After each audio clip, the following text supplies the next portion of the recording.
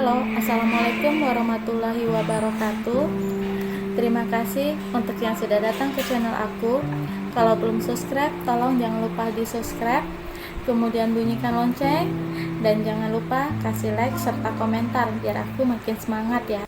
Cinta Beda Usia, episode 25. Apa yang terjadi? Kami tidak punya waktu untuk berbasa-basi, ucap pria yang mulai menyerangnya. Aku tidak mengenali kalian. Selama ini aku juga tidak punya urusan dengan kalian. Sebenarnya apa tujuan kalian? Ferdi bertanya. Tujuan kami hanya uang dan akan menghabisimu sesuai perintah orang yang telah memberi kami uang. Dengan gerak cepat Ferdi menahan tangan pria yang akan mendarat ke wajahnya dan melakukan serangan balik. Ferdi mengarahkan tendangannya tepat di bagian kepala pria tersebut. Pria bertubuh tinggi dengan kulit berwarna gelap itu tidak mampu menghindari dari serangan lawannya. Pria itu dengan sangat sulit mempertahankan tubuhnya yang saat ini sudah tampak mulai kehilangan kestabilan. Ia menggeleng-gelengkan kepalanya untuk menghilangkan rasa pusing dan juga sakit di bagian kepala tersebut. Tanpa memberi kesempatan kepada lawannya, Ferdi kembali menyerang pria itu. Ia melakukan gerakan salto dan menendang dengan keras dada pria itu dengan kedua kakinya. Pria itu masih tetap berdiri dan ingin mencoba melawan, walaupun dadanya terasa begitu amat sakit. Namun, satu tendangan keras di bagian wajahnya membuat tubuh tinggi pria itu terjatuh ke belakang dengan cairan berwarna merah keluar dari mulutnya. Melihat salah seorang dari anggotanya telah jatuh seperti ini, kelima pria itu maju secara bersamaan. Kami tidak ingin membuang waktu kami, ucap salah seorang pria yang memakai topi berwarna hitam. Ferdi mundur beberapa langkah ketika kelima orang itu maju mendekatinya. Ia mencari tempat yang sekiranya lebih luas, agar gerakannya lebih leluasa. Kelima pria itu menyerangnya secara bersamaan, namun dirinya tidak bingung dengan serangan tersebut. Ferdi menghadapi mereka dengan tetap tenang. Kemampuan bela diri yang dimilikinya memang sudah tidak perlu lagi diragukan. Ia sudah sangat terlatih. Namun lawannya saat ini bukanlah musuh yang ringan untuk dihadapinya. Ia menghindar dari serangan salah seorang lawannya. Namun Ferdi tidak bisa menghindari dari serangan lawannya yang lain. Hingga satu tendangan mendarat di bagian perutnya. Tendangan keras yang mendarat di perutnya terasa begitu amat sakit. Namun ia masih tetap bisa mengatasi rasa sakit tersebut dengan terus melakukan serangan balik kepada pria tersebut. Ditahannya kaki pria itu dengan tangannya ketika lawannya itu akan menendang wajahnya. Ia melayangkan kakinya tepat mendarat di bagian kepala pria tersebut. Ia menendang wajah pria itu dengan sangat keras hingga pria itu merasa sangat pusing. Kesempatan seperti ini tidak dilewatinya. Melihat lawannya yang sudah lemah, Ferdi kembali menyerang pria itu dan menendang bagian kepala pria itu berulang kali hingga pria menjadi lawannya itu terjatuh. Ferdi merasakan punggungnya yang begitu sangat sakit. Ketika tendangan keras mendarat di punggungnya, hampir saja ia terjatuh. Ia kembali berdiri dengan posisi siap. Keempat pria itu berhenti sejenak ketika melihat lampu mobil dari kejauhan yang melaju ke arah mereka. Mobil itu berhenti tidak jauh dari tempat di mana mobil-mobil milik Ferdi terparkir. Melihat beberapa mobil yang datang, Ferdi diam sejenak. Rasanya tidak mungkin bila ada yang datang membantunya. Ferdi beranggapan bahwa kelompok yang baru datang itu teman dari orang-orang yang saat ini ingin menghabisinya. Keempat pria itu saling memandang. Itu bukan orang kita, ucap salah seorang dari mereka. Ayo pergi, perintah salah seorang dari pemimpin mereka. Niat keempat pria itu terhentikan ketika empat orang pria bertubuh tinggi keluar dari dalam mobil tersebut. Sampai saat ini, Ferdi masih tidak memahami apa yang terjadi. Kondisi seperti ini tidak pernah terpikirkan olehnya, apalagi dirinya yang memang menganggap semua orang adalah teman. Keempat kelompok orang yang baru datang itu bisa saja orang yang berniat tidak baik kepadanya.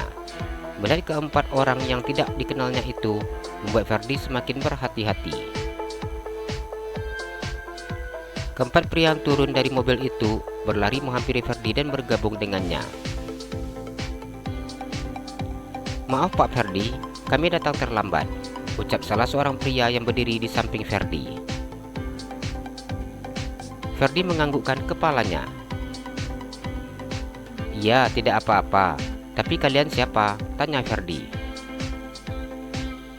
"Kami diperintahkan Pak Attar untuk melindungi Anda," jelas seorang pria yang memiliki baju kaos berwarna hitam.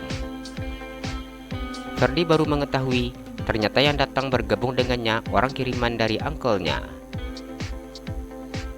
Melihat orang yang datang membantu Ferdi membuat keempat pria itu takut.